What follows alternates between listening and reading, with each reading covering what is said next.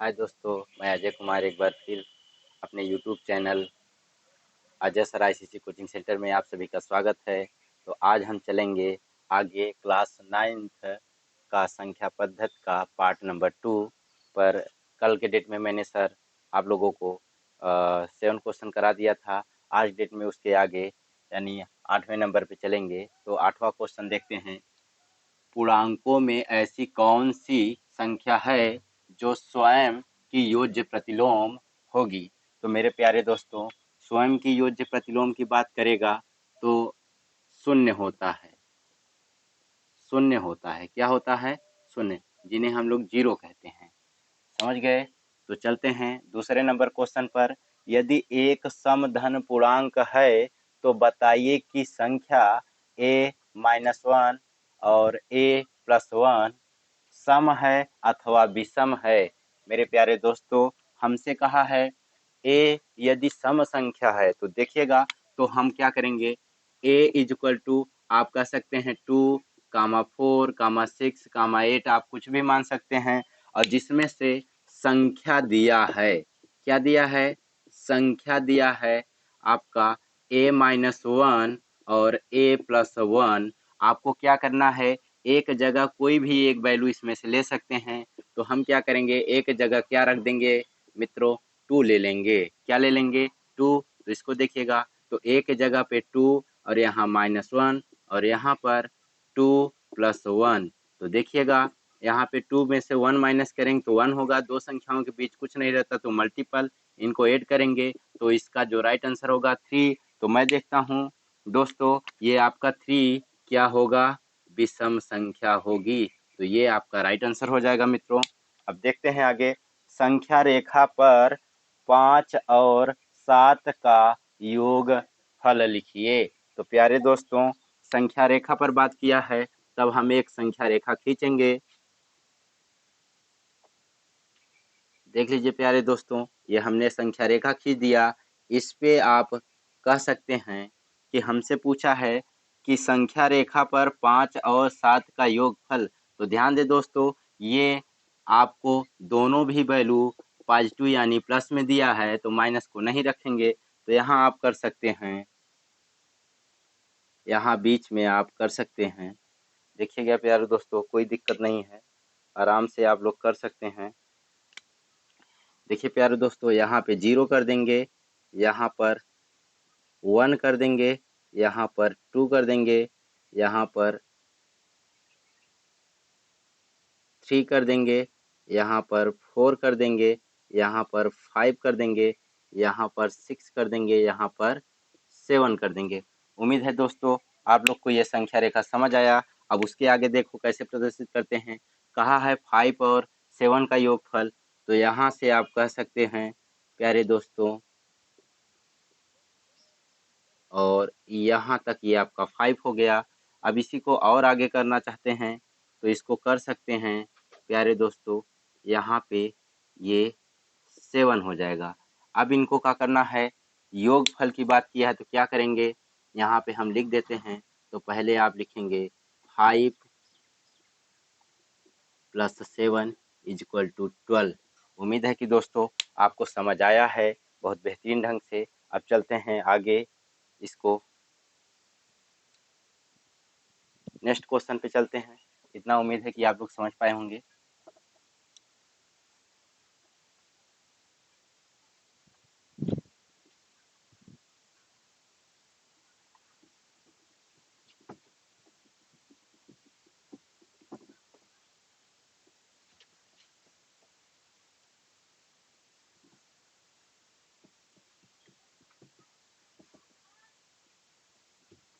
Question number 11 देखते हैं प्यारे दोस्तों।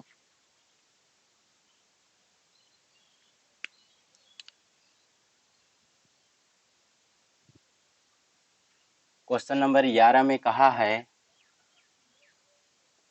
निम्नांकित में से कौन सा कथन सत्य है और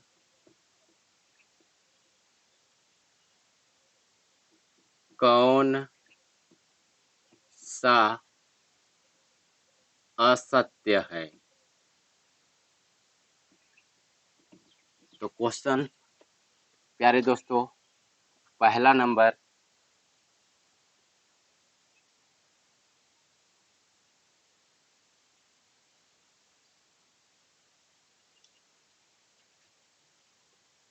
दो धन अभाज्य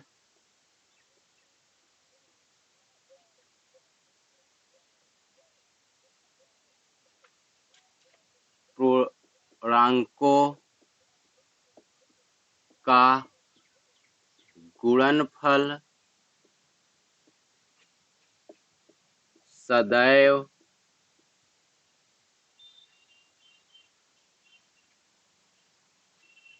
अभाज्य होगा। प्यारे दोस्तों, इसको बताना है कि कौन इसमें कहा सत्य है, कौन असत्य है। दो धन अभाज्य पूर्णांकों का गुणनफल सदैव अभाज्य होगा। तो प्यारे दोस्तों, जैसे हमसे पूछा है अभाज्य गुणनफल, क्या पूछा है? अभाज्य गुणनफल। तो आप ले सकते हैं 2, 3, 5, 7। प्यारे दोस्तों, ये अभाज्य है। अब इनको चेक करेंगे। जैसे मान लीजिए हमसे कहा है 2 × 3, ये दोनों का अभाज्य गुणनफल है। इनका जब मल्टीपल करें तो 6 आ गया। तो आप लोग क्या बता सकते हैं, ये क्या 6 भाज्य है क्या, या फिर अभाज्य है क्या? नहीं है। तो आप क्या कह सकते हैं दोस्तों कि यह कथन क्या होगा? असत्य होगा। क्या होगा? असत्य होगा। उम्मीद है दोस्तों ये क्वेश्चन समझ पाए हैं आप लोग। अब चलते हैं आगे अगले क्वेश्चन पर।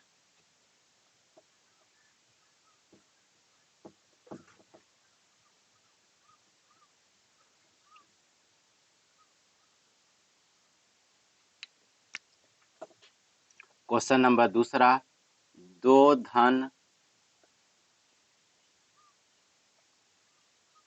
अभाज्य पूर्णांकों का योगफल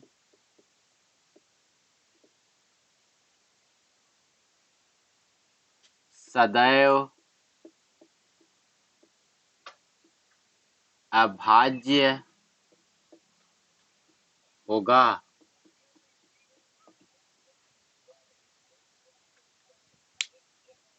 प्यारे दोस्तों, अब अभाज्य पूर्णांकों की बात किया तो अभी मैंने आप लोग को बताया है कि अभाज्य जैसे 2, 3, 5, 7 ये सभी अभाज्य होते हैं। अब इनका कहा है कि दो अभाज्य पूर्णांकों का योगफल सदैव अभाज्य होता है। तो इसको देख लेते हैं। हम 2 + 3 करें तो = 5 होता है, और यहाँ पर 3 + 5 कर दे = 8 होता है। तो मैं जहाँ तक समझ पा रहा हूँ दोस्तों, 2 + 3 किए तो 5 होगा, और 3 + 5 किए तो 8 होगा। तो ये बताइए, ये तो आपका अभाज्य है, लेकिन ये आपका अभाज्य नहीं है, इसलिए यह कथन क्या होगा? असत्य होगा। प्यारे दोस्तों, असत्य होगा। उम्मीद है कि ये क्वेश्चन का आंसर आपको बहुत अच्छे से समझ आया होगा। चलते हैं अगले क्वेश्चन पर।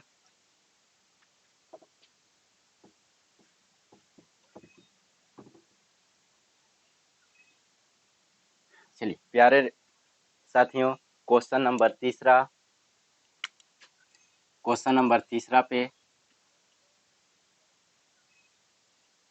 यदि ए और बी कोई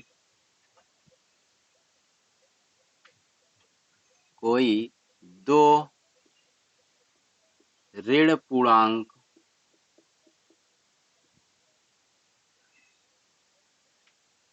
हैं, तब ए प्लस बी सदैव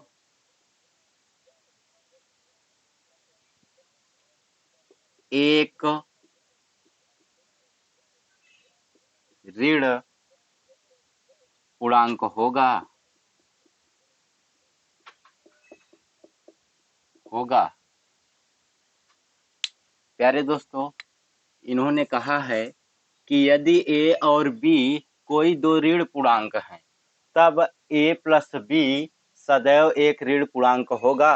प्यारे दोस्तों, ए को हमने मान लिया -a और बी को मान लिया -2। अब इन्हीं को क्या करना है, इनको ऐड करना है और इनके जो वैल्यू दिए हैं वो दिए हैं a प्लस बी। अब इसी में जब रखेंगे प्यारे दोस्तों, तो a के जगह -1 रखेंगे प्लस b के जगह -2 रखेंगे। प्यारे दोस्तों, यहाँ पे -1 प्लस माइनस से माइनस और यहाँ पे 2। उम्मीद है कि प्यारे दोस्तों जब इनको माइनस माइनस से प्लस होगा तो आप समझ सकते हैं ये 3 होगा। ये कोष्टक आप लोग जरूर याद करें, इसमें बहुत ज़्यादा पावरफुल होगा।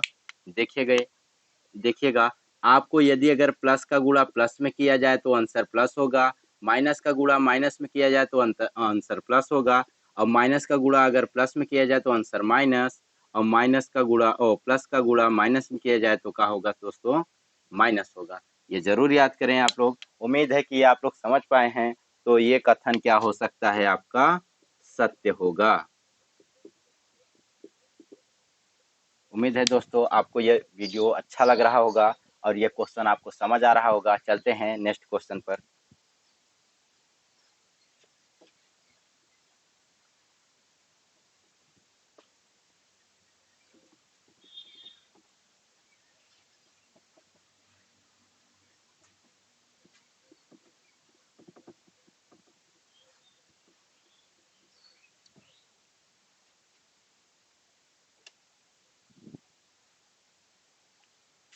दोस्तों क्वेश्चन नंबर 12,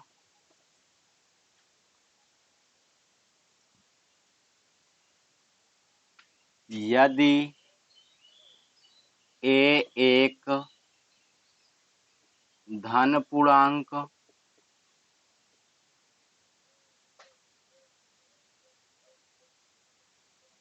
है तो दिखाइए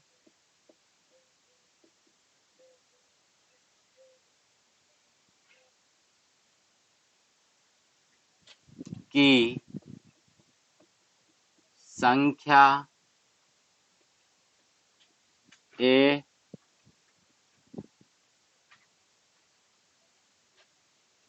प्लस 1, ए प्लस 2, ए प्लस 3 कोष्टक बंद, संख्या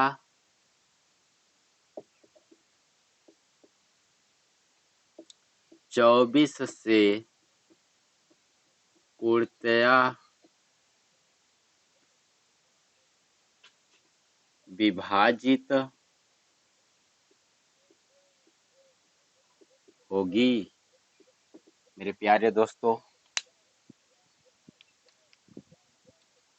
क्वेश्चन कहा है यदि ए एक धन पूर्णांक है तो दिखाइए कि संख्या एक कोष्टक में ए प्लस 1 कोष्टक बंद, ए प्लस 2 कोष्टक बंद, ए प्लस 3 कोष्टक बंद, संख्या 24 यानी 24 से पूर्णतः विभाजित होगी। तो प्यारे दोस्तों, अब इस क्वेश्चन का आंसर कैसे करेंगे, आप लोग समझ सकते हैं कि टोटल हमको कितनी संख्याएं दी गई हैं, 1 2 3 4। तो इनको हम लिख सकते हैं 4 धन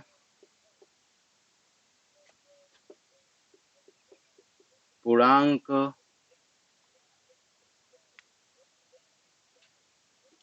है, तो वह 4 से विभाजित होगा। 3 धन पूर्णांक है तो वह 3 से विभाजित होगा। उसी प्रकार 2 धन पूर्णांक है तो वैल्यू 2 से विभाजित होगा। उसी प्रकार 1 धन पूर्णांक है तो अब वैल्यू 1 से विभाजित होगा। तो आप कह सकते हैं अतः संख्या 4 गुणते 3 गुणते 2 गुणते 1 24 से पूर्णतया विभाजित होगी। मेरे प्यारे दोस्तों, उम्मीद है कि ये बातें आपको बहुत अच्छे समझ आई होंगी।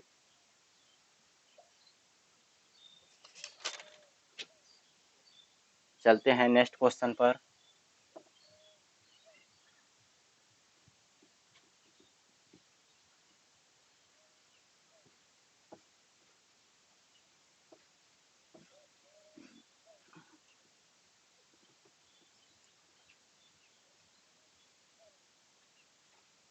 प्यारे दोस्तों, क्वेश्चन नंबर 13।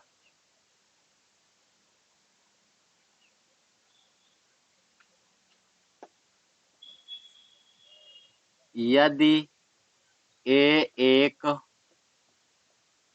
सम धन पूर्णांक है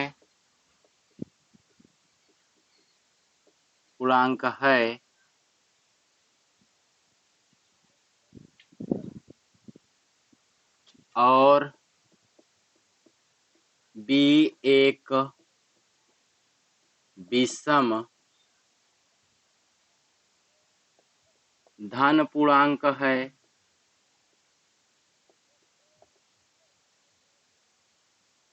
तो बताइए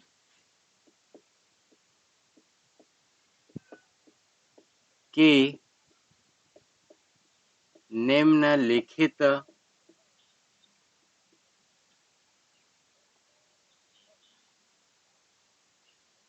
संख्याओं में कौन सी संख्या सम है।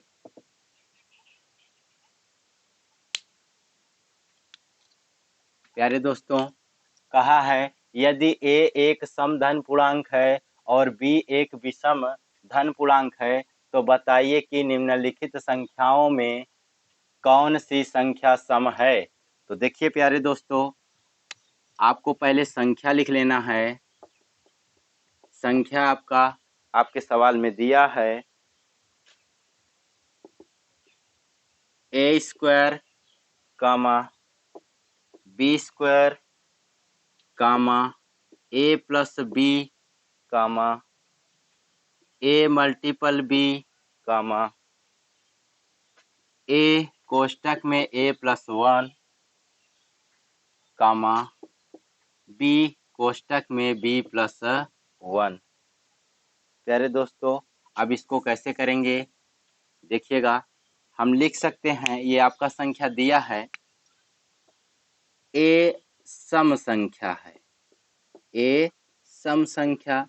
तो ए सम संख्या है तो सम संख्या क्या होते हैं, 2 हो जाएगा, 4 हो जाएगा, 6 हो जाएगा, 8 हो जाएगा, 10 हो जाएगा, ये सभी आपके सम संख्या होते हैं। और बी आपका क्या है, विषम संख्या। बी आपका क्या है दोस्तों, विषम संख्या।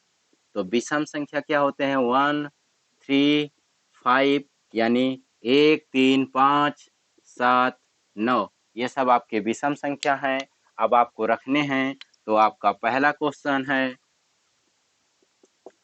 ए स्क्वायर। तो ए को जगह आपको क्या रखना है प्यारे दोस्तों, 2 रखना है।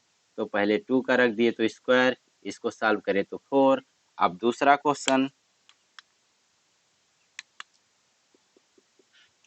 क्वेश्चन है बी का स्क्वायर। तो प्यारे दोस्तों 1 ले लेंगे, तो 1 का स्क्वायर करोगे तो रिजल्ट आएगा 1। प्यारे दोस्तों तीसरा क्वेश्चन ए प्लस बी। तो आप कह सकते हैं ए का वैल्यू है 4 प्लस बी का वैल्यू है 3 = 7। फिर अगला क्वेश्चन ए मल्टीपल बी। आप दोस्तों चाहे जो यहाँ से सम संख्या ले सकते हैं ए के लिए, और चाहे जो विषम संख्या ले सकते हैं बी के लिए, इसमें कोई दिक्कत नहीं है, आपका आंसर हमेशा राइट होगा। तो इसके लिए आप लोग ज़्यादा परेशान ना हो। तो ए का वैल्यू हम 6 ले लिए, बी का वैल्यू हमने 5 ले लिया, तो इसको सॉल्व करने पर आया 30। तो आप क्या कर सकते हैं, यानी 30 आ गया। अगला वाला क्वेश्चन, क्वेश्चन नंबर 5, ए कोष्टक में ए प्लस 1। अब इसको आगे करेंगे प्यारे दोस्तों। ए की जगह आप कुछ भी ले सकते हैं, 8 ले लिया हमने, यहाँ मल्टीपल ए का वैल्यू 8 प्लस 1। इनको जब आगे सॉल्व करेंगे तो इनका रिजल्ट बनेगा दोस्तों 8 मल्टीपल 9। तो इसका जो आगे राइट आंसर बनेगा 72। यहाँ प्यारे दोस्तों लिख दे रहे हैं 72 यानी 72। इसमें कोई दिक्कत नहीं है। अब आगे चलते हैं, एक लास्ट क्वेश्चन, बी प्लस 1। आप कुछ भी ले सकते हैं प्यारे दोस्तों। तो इसके लिए हम मान के चलिए आपको 3 ले लिए, तो यहाँ पे कर सकते हैं 3 प्लस 1, और इसको सॉल्व करने पर 3 मल्टीपल यहाँ पर 4, तो इसका राइट आंसर हो जाएगा 12 यानी 12। अब देखते हैं प्यारे दोस्तों, हमसे पूछे हैं कौन से वैल्यू सम है, कौन से वैल्यू विषम है। तो आप कह सकते हैं, तो ये आपका क्या हो जाएगा, सम हो जाएगा। ये आपका क्या हो जाएगा, विषम हो जाएगा। और ये भी आपका क्या हो जाएगा, विषम हो जाएगा। और ये आपका वैल्यू सम हो जाएगा। ये आपका वैल्यू भैया सम हो जाएगा। और यहाँ पर ये भी आपका क्या हो जाएगा, सम हो जाएगा। तो हमसे पूछे हैं कि इसमें कौन सी संख्या सम होंगी।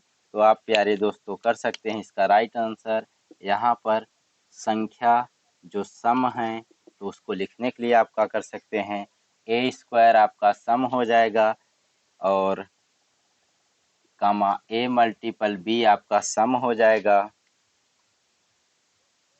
और ए प्लस 1 आपका सम हो जाएगा, और बी प्लस 1 आपका सम हो जाएगा। ये आपका राइट आंसर। उम्मीद है कि दोस्तों आप लोग को समझ आया होगा, इसमें कोई दिक्कत नहीं है। बहुत अच्छे से एक बार और एक्सप्लेन कर देते हैं।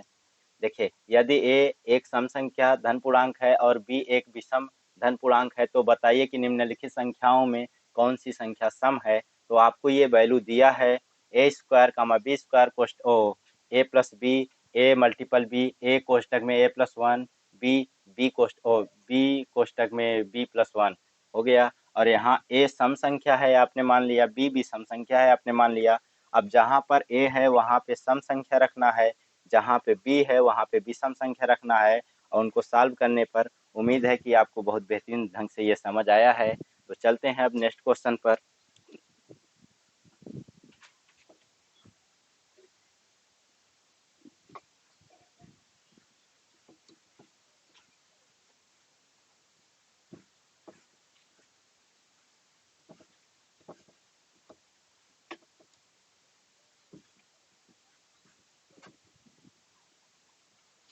चलिए प्यारे दोस्तों, अब क्वेश्चन नंबर 14 पे हम लोग चर्चा करेंगे।